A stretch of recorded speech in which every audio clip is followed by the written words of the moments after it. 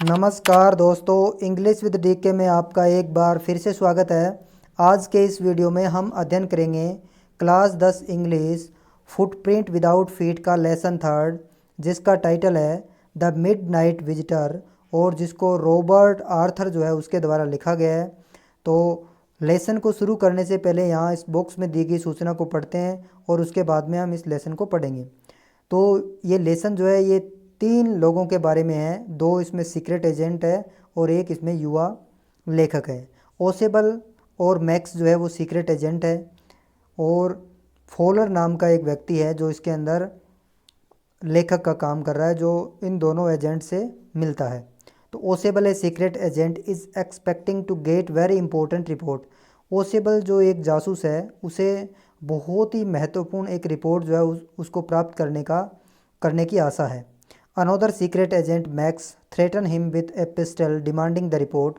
और वो जो सीक्रेट जो रिपोर्ट उसको मिलने वाली है उसको उस व्यक्ति से यानी ओसेबल से छीनने के लिए मैक्स जो दूसरा जो जासूस है वो उससे पिस्टल के दम पर थ्रेटनिंग करता है, धमकी देता है। Does Ausable outwit him. क्या ओसेबल जो है उसको आउटविट कर देता है। आउटविट का मतलब होता है उसको चकमा दे देना, आउटविट कर देना।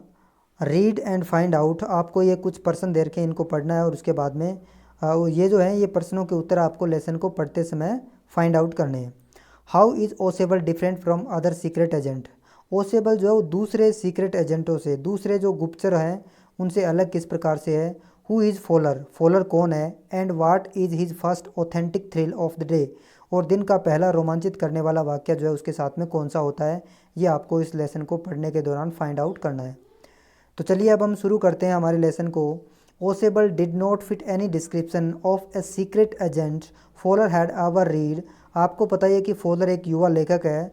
उसने आज तक जितने भी सीक्रेट एजेंट के डिस्क्रिप्शन को पढ़ा है उसमें ओसेबल किसी भी प्रकार से फिट नहीं बैठता है, यानी जिस प्रकार से सीक्रेट एजेंट होना चाहिए वैसा ओसेबल नहीं है।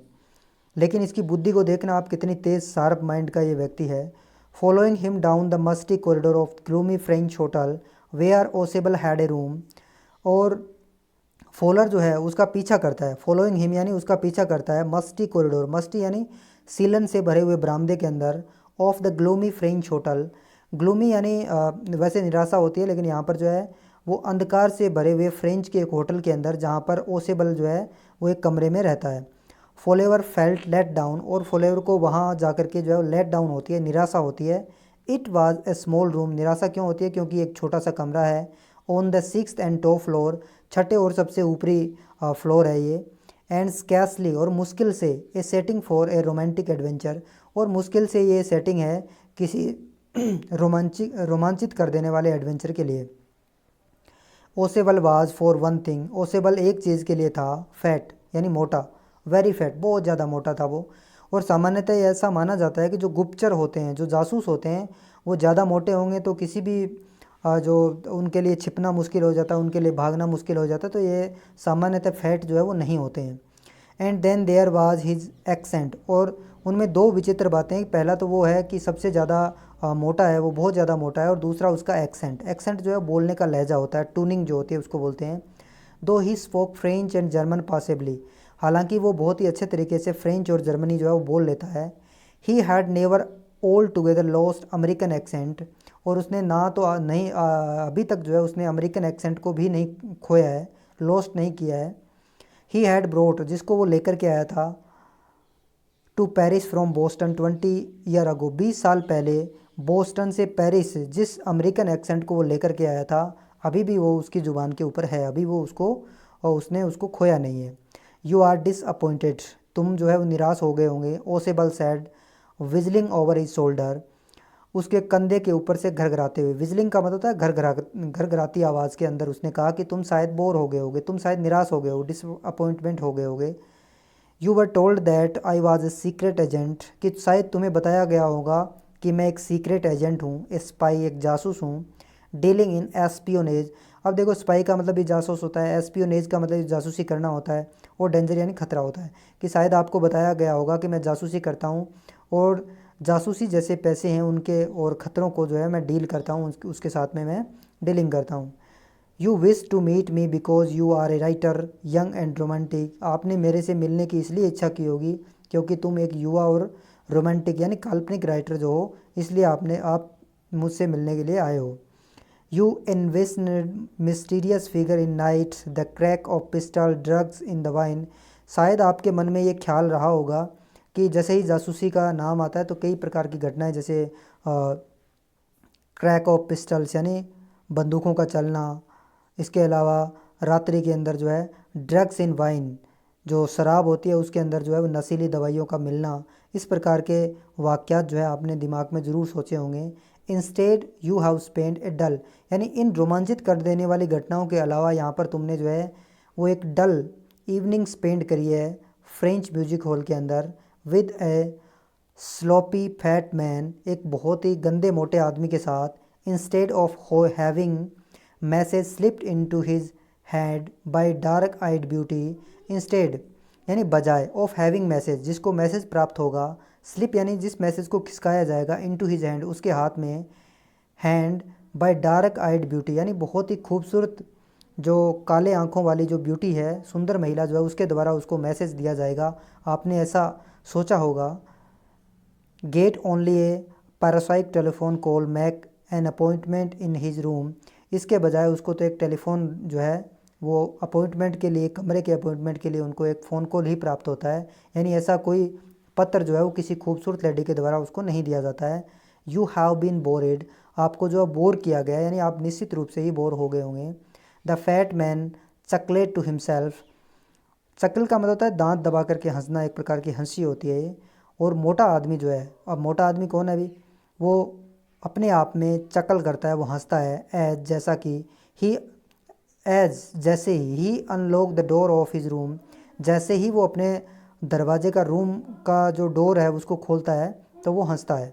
And stood aside to let his frustrated guest enter, और एक साइड में यानी गेट खोल करके एक साइड में हो जाता है और अपने फ्रस्ट्रेटेड गेस्ट जो है उसको अंदर जाने देता है।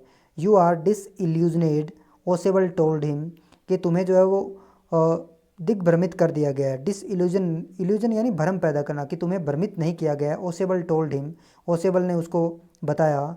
But take cheer my young friend, लेकिन मेरे युवा मित्र तुम थोड़ा सा चीयर हो जाओ, खुश हो जाओ।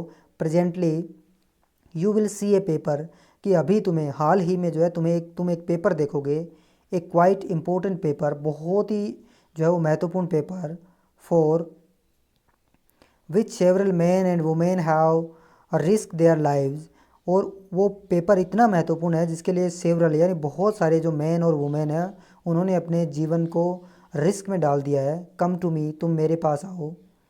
सम डे सून, और कुछ ही दिनों में, that paper may well affect the course of history, शायद कुछ ही दिनों में वो पेपर जो है वो शायद हिस्ट्री के कोर्स को ही अफेक्ट कर दे, उसको भी प्रभावित कर दे। In that thought is drama, और शायद इस थॉट के अंदर क्या हो, कोई ड्रामा हो। इज़ देयर नोट, क्या इसमें ड्रामा नहीं है, क्या इसमें कुछ नाटकीयपन नहीं है।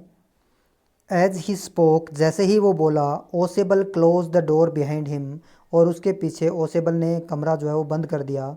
Then he switch on the light, और उसके बाद में उसने लाइट जो है उसको स्विच ऑन कर दिया। And as the light came on, और जैसे ही लाइट जलाई गई, Fowler had his first authentic thrill of the day, और उस समय फॉलर जो कि एक युवा लेखक है, उसका दिन का पहला असली रोमांचिक कर देने वाला वाक्य उसके सामने होता है। For half way across the room, यानी कमरे के लगभग बीचों बीच आधे रास्ते में, a small automatic pistol in his hand stood a man, एक आदमी खड़ा होता है जिसके हाथ में ऑटोमेटिक चलने वाली एक छोटी सी पिस्टल है। ओसेबल ब्लिंक ए फ्यू टाइम्स, ओसेबल जो है वो कई बार अपनी आंखों को ब्लिंकिंग करते हैं, ब्लिंक का मतलब आंखें झपकाना होता है। और उसके बाद में बोलते हैं Max, Max he wheezed you gave me quite a start, कि आपने मुझे चौंका दिया है। विजलिंग यानी घरघराती हुई आवाज़ में वो कहता है, आई थॉट, मैंने सोचा, यू वर इन बर्लिन, कि आप तो बर्लिन में हो। What are you doing here in my room, कि तुम यहाँ मेरे कमरे में क्या कर रहे हो, ये उसने कहा।